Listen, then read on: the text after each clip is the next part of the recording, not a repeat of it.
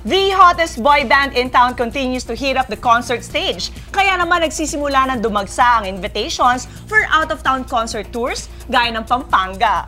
Rehearsal pa lang, all-out na agad ang Chickser just to give their fans a fresh and memorable concert.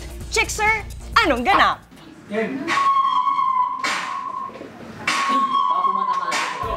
Kahit mga teenagers pa lang, seryoso ang boy group na Chickser when it comes to their career. Pinangangalagaan nila with their dedication na magbigay ng bago sa bawat concert nila.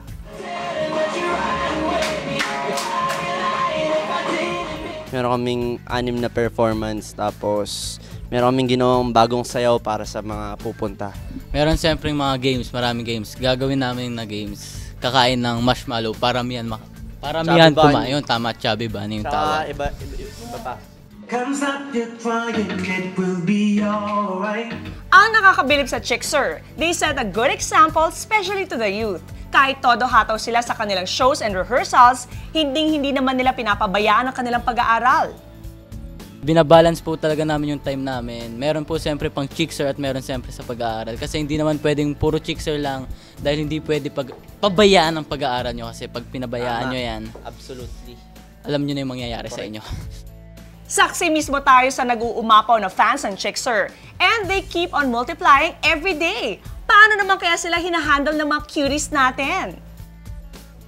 Nakipag-deal kami sa mga Chickserifics sa pamamagitan ng pag-i-interact sa kanila sa Twitter, Facebook, yan, sa page, groups, ganito, Instagram, ganun. Minsan, nakipag-meet din kami sa nila sa personal. Tawag namin doon, meet and greet. Hindi. Get together. Pre, sa akin meet and greet. Sa akin GT.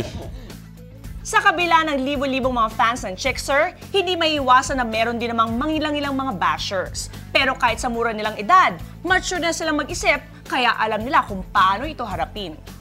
Yung mga bashers namin, ano lang yan, parang sa una siyempre masakit. Masakit talaga pag may bashers. Pero sa huli, kailangan mo tanggapin na lahat ng tao may hater. Kaya kailangan mo pakisamaan na lang. Kunyari, sinabihan ka nilang masama, tanggapin mo na lang at huwag ka na makikinig sa kanila.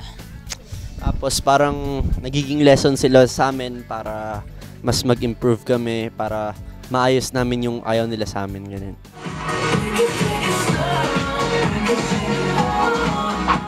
Very impressive! Sana ganyan ang lahat ng mga kabataan. I'm so proud of you, Chickser. Determinado at disiplinado.